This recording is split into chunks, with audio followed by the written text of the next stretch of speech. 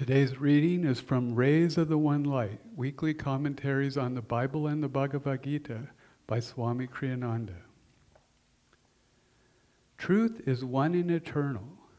Realize oneness with it in your deathless self within. The following commentary is based on the teachings of Paramahansa Yogananda. The Gospel of St. John contains some of the most profound spiritual teachings in the Bible. In the first chapter, many subtle truths are suggested concerning higher states of self-realization. Here, John the Baptist is described as one reaching up toward that high state. He was not that light, the Gospel tells us, but was sent to bear witness of that light. Jesus Christ, by contrast, is described as the light itself. That was the true light, which lighteth every man that cometh into the world. He was in the world, and the world was made by him, and the world knew him not. One essential truth stands out in this teaching, that Jesus came not to dogmatize people with a new teaching, but to bring them timeless, universal truths. Disciples saw the Master clothed in human form, and therefore judged him in terms of his greatness relative to the greatness of other teachers. Wisdom, however, sees the Master's very greatness in terms of a cosmic unity. There is a passage in the Path by Swami Kriyananda in which this point is emphasized. The Master, Paramahansa Yogananda, explained, "The saint who attains that exalted consciousness never says, 'I am God,' for he sees it was the vast ocean that became the little wave of ego. The wave, in other words, would not claim, when referring to its little self, to be the ocean." At this juncture, Debbie, who was present, cried excitedly, "But sir, if you are one with that ocean, that means you are God." "Why I?" the Master asked. "Say he is God." "But still, sir, you are one with him, and he is the only reality. That means you too are God." "But this body isn't God." "You aren't identified with your body, sir, so one may still say that you are God." "Well, in that case, why do you say you? You too are that. In a discussion of this sort, it is less confusing if we say he." "But what's the difference?" "The scriptures say," Master began. "It's only your humility, sir," Debbie broke in, "that makes you distinguish between yourself and him." "How can there be any humility when there is no consciousness of ego?" Triumphantly, Debbie cried, "But if you have no ego left, that means you are God." Master laughingly continued the earlier statement, which Debbie had interrupted. "The scriptures say, 'He who knows Brahma becomes Brahma.'" "There," cried Debbie, "you said it yourself."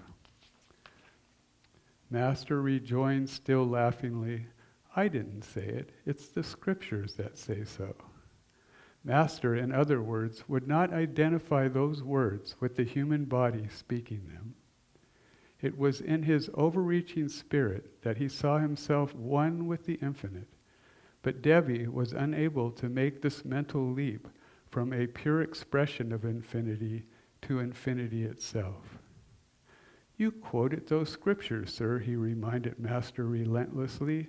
"That means you agree with them."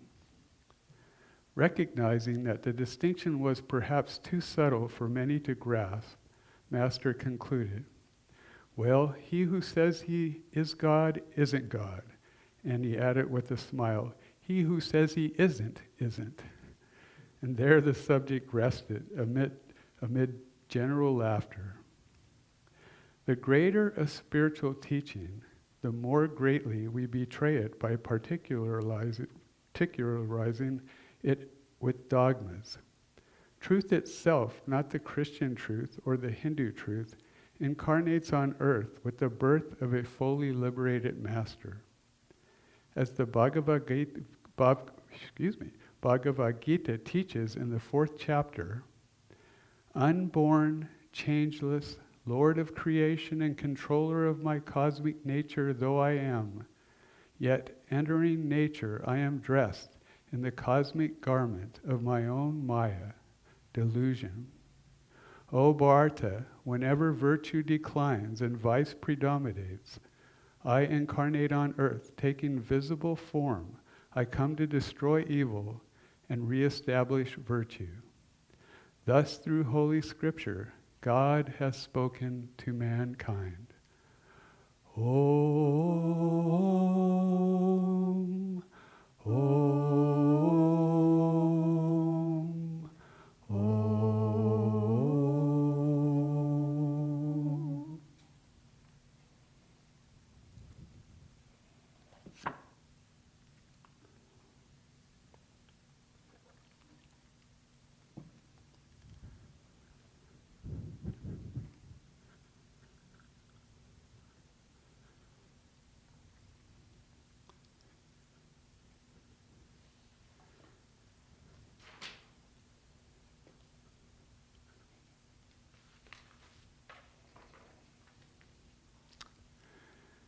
Good morning, friends. Welcome to this service.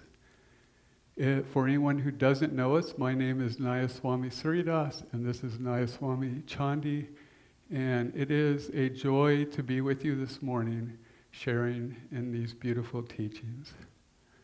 So what is the infinite Christ, of which today's reading is speaking? Is the infinite Christ simply the man Jesus who was born into this world some 2,000 years ago?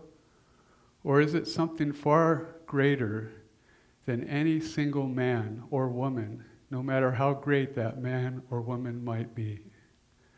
The infinite Christ is, well, infinite. It is eternal. It has always been and it will always be. And so, of course, it existed before Jesus was born into this world. But Jesus was able to lift himself up. He was able to commune with that consciousness, the Christ consciousness, and to express it fully through his life. And so we know him as Jesus the Christ. Yogananda tells us that Jesus came not to tell us how great he was, to show us how great he was, but to show us what we can become.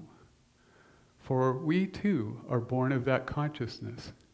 We too are the infinite Christ, at least in potential. But we haven't realized that potential yet, at least I haven't. And that is the difference between you and I and Jesus, the difference between you and I and the masters. They have achieved that level of consciousness, oneness with the Christ consciousness. And they come back into this world time and time again to help the rest of us to also attain that exalted state. A few weeks ago, Chandi and I were driving home from the Sacramento Food Co-op, and she was driving, I was sitting in the passenger seat, and we were kind of quiet, kind of lost in thought, and I was pondering Yogananda's words on the celebration, the inner celebration of Christmas. And I was thinking about how Master had said that we should invite the baby Jesus to be born into our hearts on Christmas morning, to be born into our hearts as the Christ consciousness on Christmas morning, and indeed in every moment in our lives. And I was thinking deeply about this when suddenly Chandi broke the silence and she asked the question, how do we experience the Christ consciousness? Well, I was amazed that our thoughts were kind of really in sync in our silence while we were riding in the car. But I answered her something like this. When we are able to go so deep into meditation, into the stillness, when we are able to with one pointed concentration, bring the energy up the spine to the spiritual eye. And when we are able to project our own consciousness through the transcendental star at the center of the spiritual eye, then we realize our oneness with all that is, our oneness with God. We experience the Christ consciousness. And Chandi said, well, that feels kind of distant, kind of remote.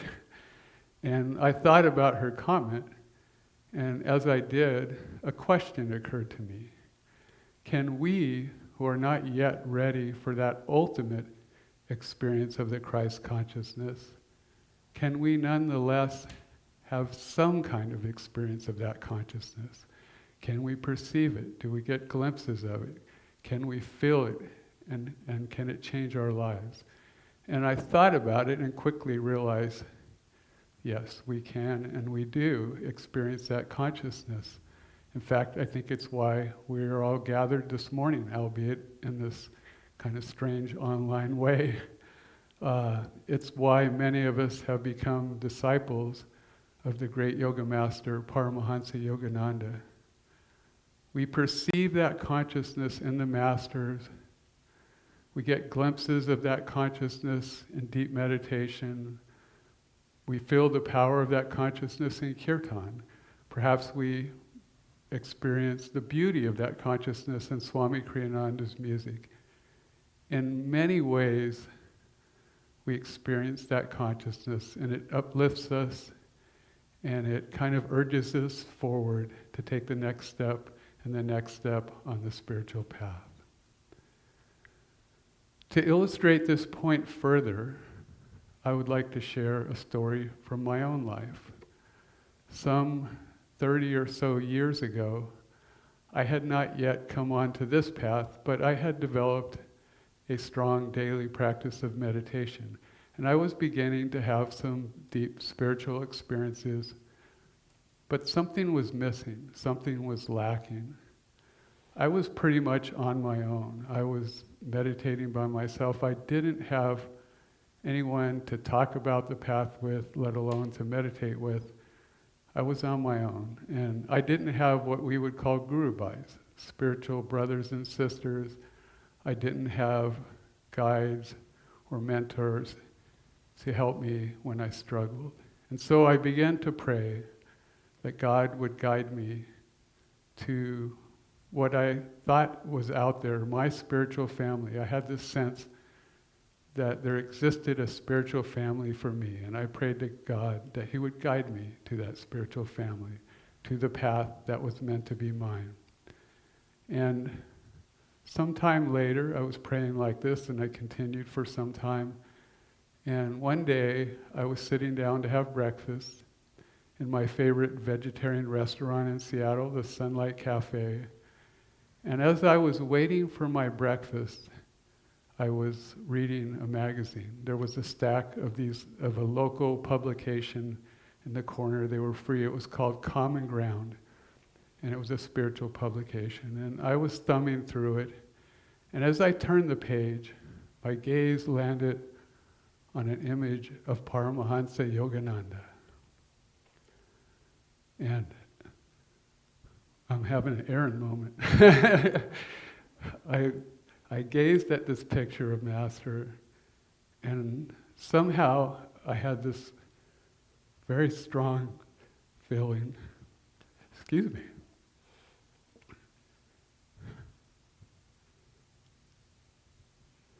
that this image was the answer to my prayers, that the man in this image was meant to take me to the next steps in my spiritual journey. And so I finished my breakfast, and I walked a short block away to a nearby bookstore, and I found Autobiography of a Yogi. And I remember I brought it up to the counter, and the woman behind the counter said, "Oh, that's my favorite book." And I didn't know it at the time, but that bookstore, East West Bookshop, was part of Ananda, which of course is based on the teachings of the very man that I saw in the picture that had so inspired me. just a short time before. I took the book home and I began to read, and from the very first sentence on the guru-disciple relationship and the search for ultimate verities, I was hooked. I was enthralled by Master's words, by Yogananda's words, by the stories of the great saints and sages, and especially the stories of our line of gurus. In that image, in Master's stories, I want to back up for a second. Also, I was very, very moved by the feeling that overcame me as I was reading the Autobiography of a Yogi. For the whole time I was reading it, I was filled with a deep sense of inner peace and of deep inner joy. And these feelings were new to me. They weren't part of my life prior to that. And I was so touched by it. Needless to say, I went on to become a disciple of Paramahansa Yogananda, and I have been on this path ever since. In that image of Master and Master's words, in the stories of the saints and sages, I perceived that consciousness, the Christ consciousness. And I began to feel that consciousness awaken, just a spark of that consciousness awaken within myself. All of us have these kinds of experiences. That consciousness touches us. It touches our lives, and we are inspired by it, and because of it, we are drawn nearer and nearer to experiencing that light for ourselves, to that ultimate reality that we all will have, where we become one with that light. In today's reading, I want to open the book back up.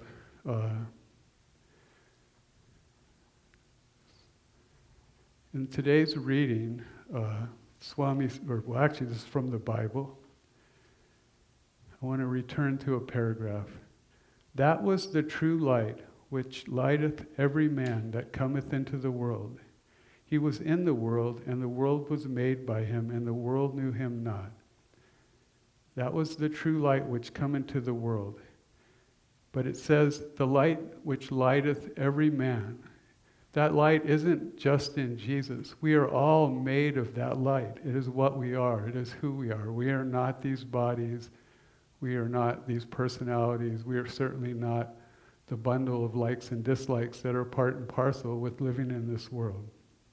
It says, he was in the world. And here, this reading is speaking of not Jesus the man, but that light which Jesus was one with. He was in the world, and the world was made by him, and the world knew him not. We don't know that light, but we will know that light. This is the reason the masters come. They come to us to show us the way to experience our oneness with that light. They will even do a great deal of the work for us, but we have to do our part. We have to follow their teachings. And Swami Sri Yukteswar says that we should affectionately do what the Guru asks us to do. And why does he say affectionately? Because more than just doing what we're told to do, we need to develop a relationship with the Guru. His job is to bring us to self-realization. And in order to do that, he has to be able to enter into our lives in the way that a magnet, you set a bar of steel next to a magnet, and that bar of steel becomes magnetized, and it becomes like the magnet. When we are near the Guru, and I don't mean physically near, when we are near the Guru because we invite him to be with us, then we become magnetized, and we start to become uplifted, and the energy rises up the spine, and more we experience that light for ourselves. We often sing the song Jai Guru, and it means victory to the Guru. The Guru's victory is our victory because he has come to show us the way. Yogananda said that that Jesus came into this world primarily to help his disciples and others to achieve the Christ consciousness. That's why all the masters come. They're coming to show us the way. But we have to invite them into our lives and spend time with them. And I like to wake up in the morning and see how long it will take me before I speak to Master. And I try to make it a very short period of time. Every now and then it's longer, but it's a great challenge to wake up if you have a guru, if Yogananda is your guru, or if you have another guru, to wake up and as soon as you can, speak to the guru, invite him to be with you, invite him to uplift you and to guide you through that day. Swami Kriyananda was once asked to play Jesus in a tableau. And he had a beard. Yogananda had asked him to grow a beard because he kind of had a leadership role, but he was very young and he looked very young, and he thought he would look more mature with a beard. And so Swami Kriyananda had a beard, and he was asked to play Jesus because of that. And so he did so, and he went back to the ashram. And that evening, Yogananda was talking to him, and he said, "I heard some people said you really looked like Jesus." And Swami Kriyananda said, "Well, I'd rather be like Jesus than look like Jesus." And Yogananda said, very, very matter-of-factly, "That will come. For all of us, that will come. The masters have come to show us the way that we could achieve that state of oneness." When I was reading in the Autobiography of a Yogi, I came to two hyphenated words that I'd like to talk about. They were Christ-like and Yogi Christ. Yogananda described the life of Lahiri Mahasaya as being Christ-like. And he said that Babaji was a Yogi Christ of modern India. When I came to those words, this was something new for me. I was like, I didn't know that anyone other than Jesus could be Christ-like. I mean, I understood that there probably were other people in other religions that had the same status as someone like Jesus, but to call someone Christ-like was a new idea. And somehow, when Yogananda used these words in the Autobiography of a Yogi, there was inherent in those words the idea that I too could be a Yogi Christ, that all of us can become more Christ-like, which of course is what we're speaking of. We will become Christ-like, and we can be Yogi Christ. We have these great tools that Yogananda has given us. We have Kriya Yoga, which Yogananda said was the airplane route to finding God, to realizing this consciousness. If you don't have Kriya, by all means, get it. We just started a Raja Yoga course. It started last week. It's a 12-week class, and it's the first step towards getting this valuable tool that Yogananda brought called Kriya Yoga. And there's still time to get in. We've only had one class out of 12 so far. So if you're interested, call the church. So we are not these bodies. We are not these personalities. We are spirit. We are one with God, and it is our destiny to awaken to that reality. And the masters have come to show us the way. So let's take the steps that are needed so that we too can realize that we are the infinite Christ. God bless you all.